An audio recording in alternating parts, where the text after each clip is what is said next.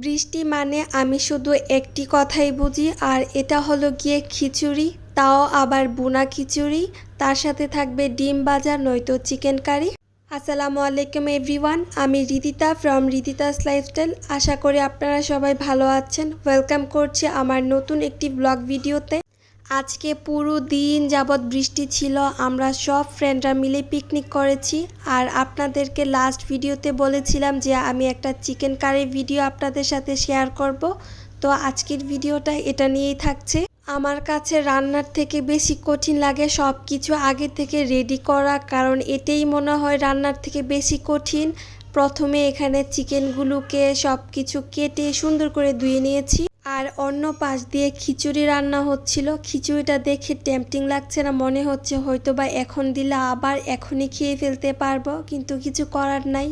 এখন খেতে ইচ্ছে করলেও খেতে পারবো না, যদি বেশি ইচ্ছে হয় তাহলে আবার রান্না করতে হবে, আর এমন এনার্জি আমার মধ্যে নাই।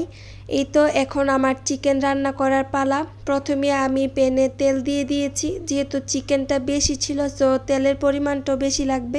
তেলটা গরম হয়ে গিয়েছে, এখন এর মধ্যে আমি তেজপাতা, দারুচিনি আর এলাচ দিয়ে দিয়েছি। মশলাগুলো একটু ভালো করে বেজে নিব। এখন একটু চুলার আঁচটা কমিয়ে রাখবেন, না হলে দেখা যাবে মশলাগুলো সব পুড়ে গিয়েছে। এই তো আমার মশলা ভাজা শেষ, এখন এর মধ্যে আমি চিকেন দিয়ে দিব। এখানে আমি কিন্তু পোলট্রি মুরগির মাংস নিয়েছি, আপনারা চাইলে দেশি মুরগিও নিতে পারবেন, চাইলে কক মুরগিও নিতে পারবেন। যেহেতু আমাদের মানুষ বেশি ছিল সো আমরা এই মুরগিটাই নিয়েছি। এখানে কিন্তু আমি মাংসের পিসগুলো একদম ছোট ছোট করে দিয়েছি। এই মাংসের পিসগুলো ছোট ছোট করলেই দেখতে বেশি ভালো লাগে। মাংসটা দিয়ে চুলার আঁচটা একদম বাড়িয়ে দিবেন, না হলে দেখা যাবে চিকেনের থেকে পানি উঠে গিয়েছে। কিন্তু এটা করা যাবে না, এটা করলে দেখা যাবে রান্নার আগেই মাংসটা একদম গলে গিয়েছে। তো অবশ্যই চুলার আঁচটা বাড়িয়ে দিবেন। মাংস ভাজা হতে হতে আপনাদের সাথে কিছু কথা বলতে চাই। আপনারা যারা যারা আমার ভিডিও দেখেন তাদের সবাইকে অনেক অনেক ধন্যবাদ। আপনাদের এত সুন্দর সুন্দর কমেন্টস আমাকে ইন্সপায়ার্ড করে, যাতে ফিউচারে আমি আরও ভালো কিছু করতে পারি। দোয়া রাখবেন সবসময়, আর আপনাদের জন্য দোয়া রইল আপনারা যাতে খুব তাড়াতাড়ি গ্রো করতে পারেন। এদিকে আমি মাংসটা ভাজা হওয়ার পর পেঁয়াজ বাটাটা দিয়ে দিয়েছি।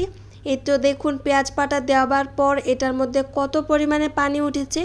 আমি কিন্তু ঢাকনা দিয়ে রাখিনি, তারপরেও অনেক পানি উঠে গিয়েছে।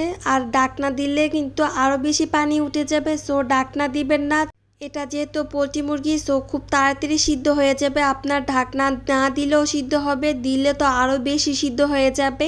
পানিটা যখন শুকিয়ে আসছে তার মধ্যে আমি এখন এর মধ্যে আদা বাটা দিয়ে দিয়েছি, রসুন বাটা দিয়েছি। আর এখানে কিন্তু মশলার পরিমাণটা অবশ্যই কমে দিতে হবে। রান্না দেখে কি আপনারা বুঝতে পেরেছেন যে এটা আমি কি রান্না করতে যাচ্ছি? এটা হলো গিয়ে কড়াই চিকেন। আপনারা অনেকেই দেখে বুঝতে পেরেছেন, আর অনেকেই হয়তো বুঝতে পারেননি।